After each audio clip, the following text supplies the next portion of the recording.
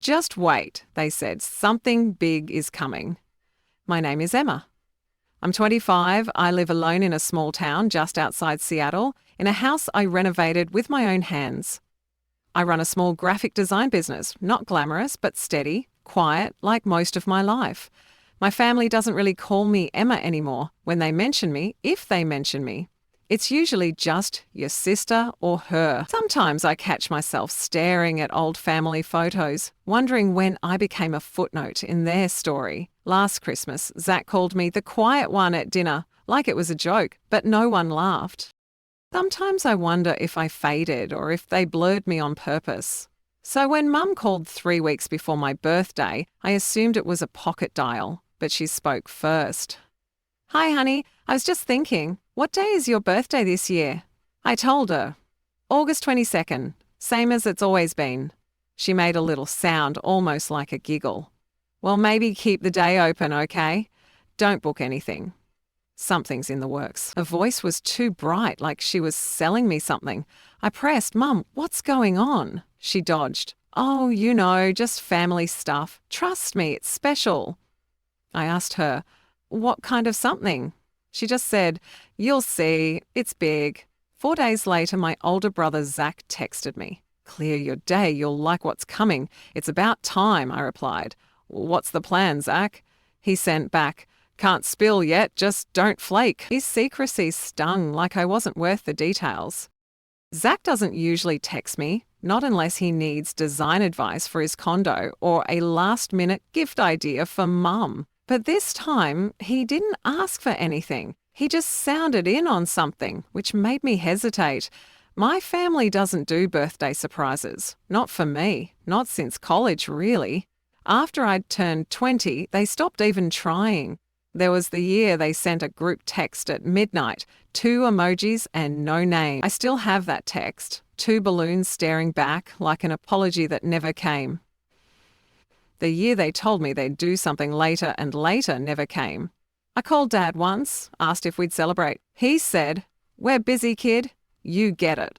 I didn't. Still, this felt different, like they were actually planning something together, and I wanted to believe them. So I cancelled my site visit that day, declined dinner with a friend.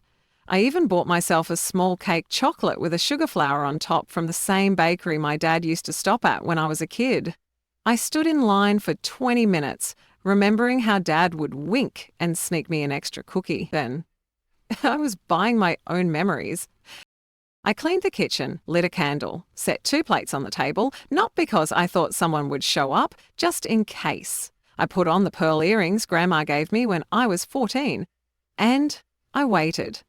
By noon, I'd refreshed my messages 5 times. By 2, I'd started checking Zach's socials just to see. I texted him, "Still happening." No reply, just a read receipt that felt like a shrug. The candle burned lower. The frosting on the sugar flower started to melt. And the only question that started to settle in heavier than the silence was, did they actually remember me this year? Or did they just want me to hope they did? By 2:30, the candle had melted halfway down. The sugar flower drooped a little. I moved the plate, thinking I'd wait until dinner. I kept the table set for 2. I called Mum, desperate for a hint. "Emma, relax," she said, her tone sharp. "You're always so intense about these things." I told myself maybe they were planning something in the evening. Maybe there'd be a group video call, a surprise delivery, even a message that started with, "Close your eyes." I didn't really believe any of it, but I didn't stop hoping either. I walked around the house, straightening picture frames, refolding a blanket, picking up a sock that wasn't really out of place. Each step felt heavier, like I was pacing through their excuses. At 4:45, I checked my phone again. No new messages, no missed calls, no text from Zach, nothing from Mum. Just a software update reminder and an email from a print vendor.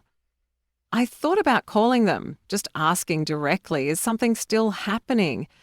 But I couldn't bring myself to. I'd called Zach last year after a forgotten birthday. "We're swamped," he'd said, like my existence was a scheduling conflict. I didn't want to sound desperate, or worse, be met with confusion. At 5:30, I sat at the table and stared at the second plate. I poured a glass of wine, not because I was celebrating, but because I needed something in my hand that wasn't a phone. I took one bite of cake. It tasted like sugar in silence. I texted the group chat. Hey, still waiting. Anyone there? Nothing. Not even a typing bubble. By 6:45, I opened Instagram, not to post anything, just to scroll. Everyone else seemed to be somewhere at dinners, parks, concerts, smiling beside balloons or holding dogs with birthday hats. I told myself that people post highlights.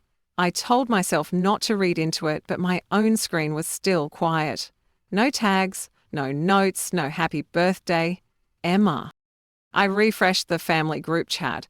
The last message was from 6 days ago, a photo of Paul's dog in a goofy sweater. Zach had commented, legend. I had added a heart. No one had even noticed. I stared at that heart, feeling foolish for still trying to be seen. By 7:30, the candle gave up. I let it burn out on its own. I thought I might cry, but nothing came. There was no anger. No dramatic feeling, just stillness. I wasn't waiting anymore, but I still couldn't stop wondering what was the big thing and how could it not include me? I left a voicemail for Zach. You said it was big. Where are you? My voice cracked, betraying me. At 8:15, I opened Instagram again. I told myself it was out of boredom, but really I was hoping for one photo, one mention, a candle emoji, even a blurry group shot with me tagged late. Instead, I found something else, a story posted just minutes ago. Mallory's account. I tapped it. It opened with a swing of string lights over a wooden deck, then panned slowly to a long dinner table. My parents? Zach? Our Aunt Denise, even Uncle Leo, who lived 2 states away. Everyone smiling, glasses raised, napkins on laps, the family cabin. The one we'd stopped visiting because it was too far or needed repairs. I'd offered to repaint it last summer. Mum said, no need, it's fine. Now it was their stage. The one I always offered to help fix. The one they said no one used anymore. Above the table, written in uneven gold script, hung a banner. Zach and Mallory forever starts now. The caption, a night to remember. Dos engaged again. Family first. I blinked. Read it again. Engaged again. They were celebrating a second engagement.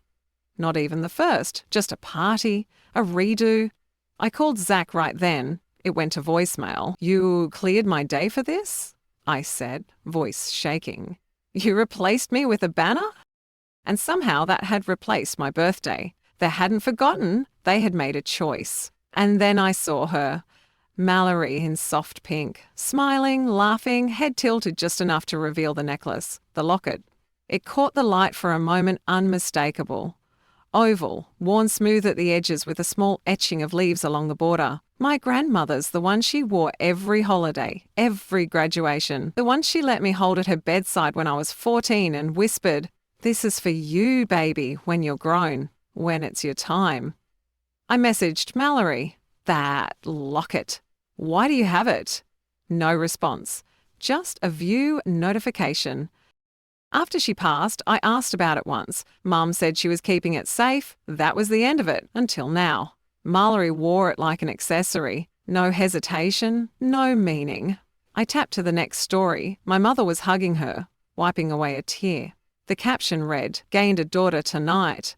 I called Mum, furious. You gave her grandma's locket? She paused, then said, it suits her, Emma. Let it go. My stomach went still. It wasn't that they hadn't invited me. It was that I no longer belonged. And they weren't sorry. They were proud. Proud enough to post it. Proud enough not to hide it. I wasn't erased by mistake. I had been replaced. Carefully, deliberately, and with a toast. And maybe the worst part wasn't what they took. It was how easily they gave it away.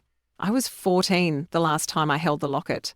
Grandma had taken it off slowly, as if her fingers already knew time was slipping.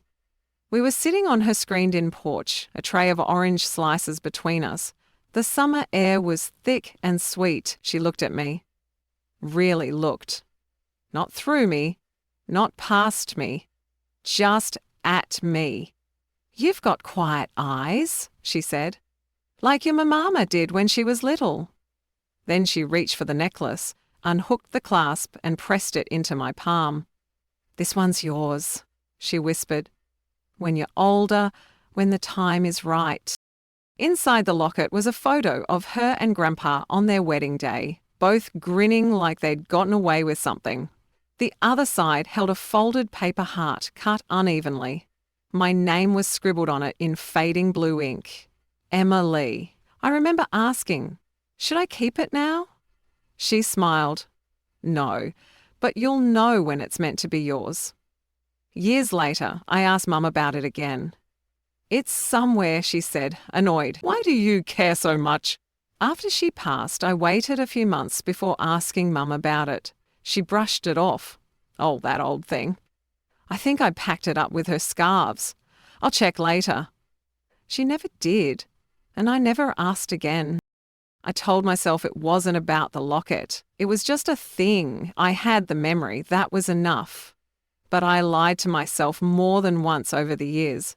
I told myself she didn't forget me in her will, that maybe the lawyer made a mistake. I told myself maybe Mum was just overwhelmed with grief, that she meant to give it back, that it would come back to me when the time was right. It never did.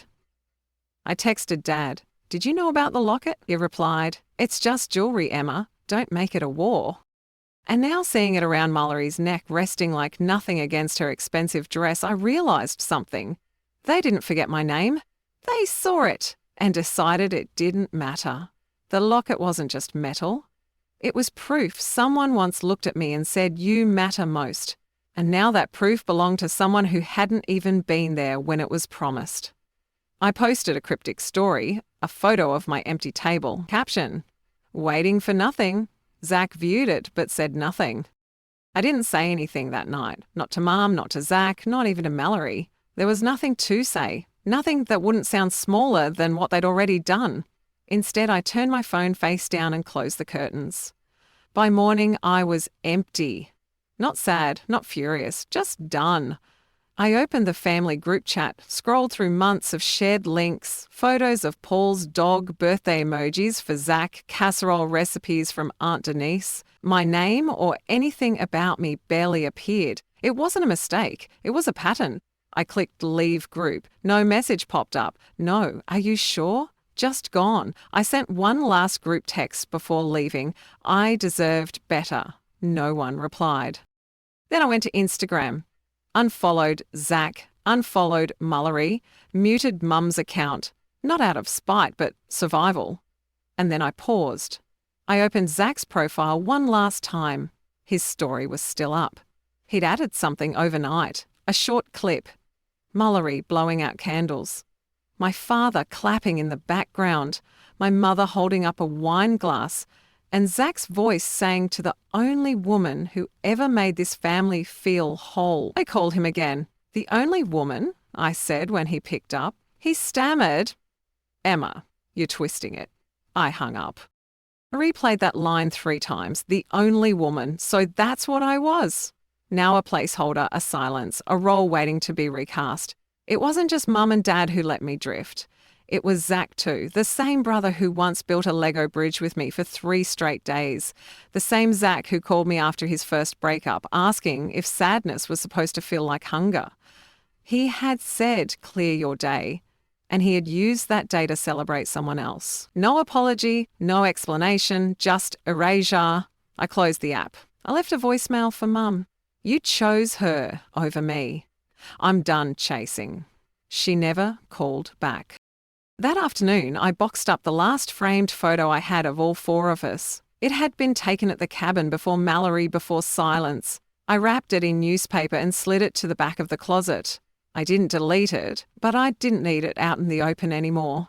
That night, I didn't light a candle. I didn't check my phone. I watched the sky dim slowly through the window and let it be quiet. Not the silence of being forgotten, but the silence of finally stopping the wait. I wrote in my journal, "They don't get to define me anymore."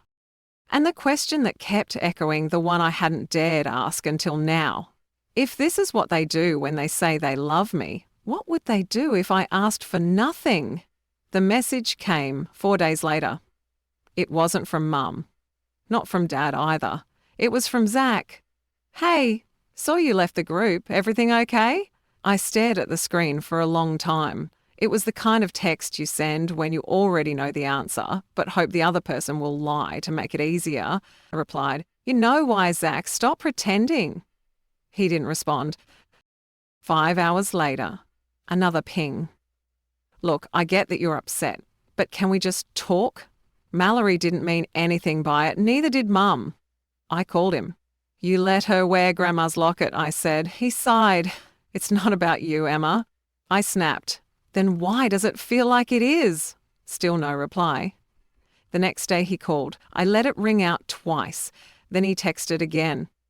"You're my sister. That has to mean something, right?" Nearly laughed. Not because it was funny, but because it sounded like a line from a show neither of us believed in anymore.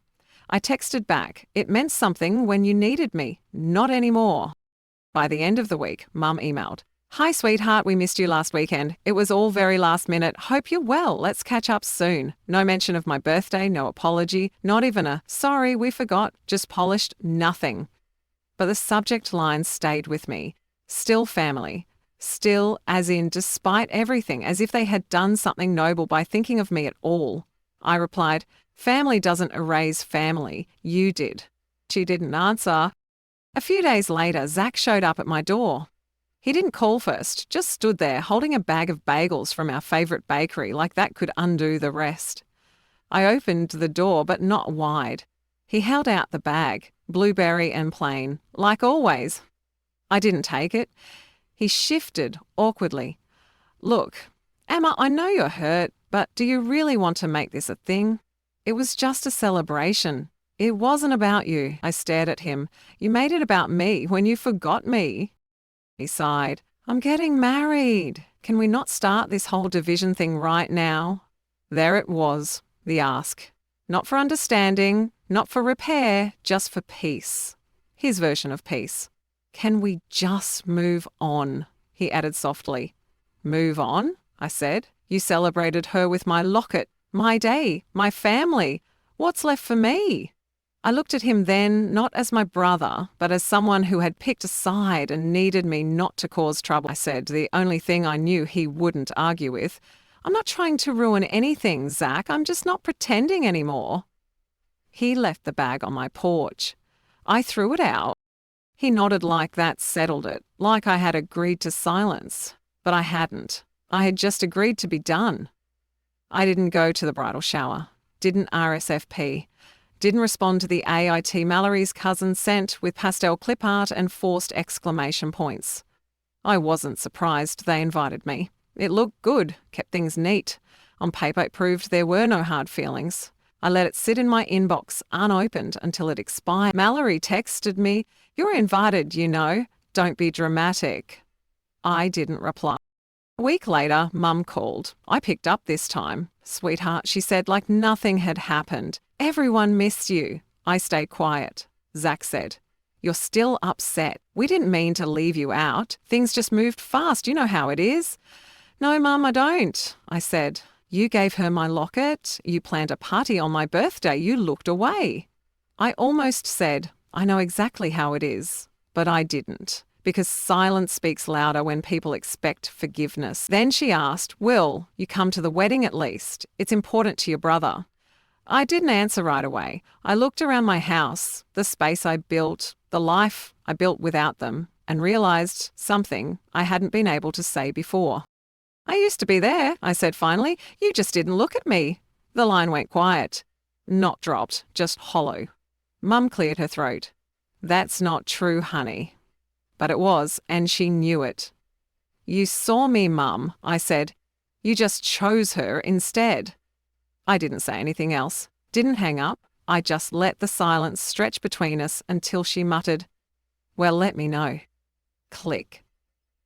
I sat with it for a long time. No rage, no grief, just stillness.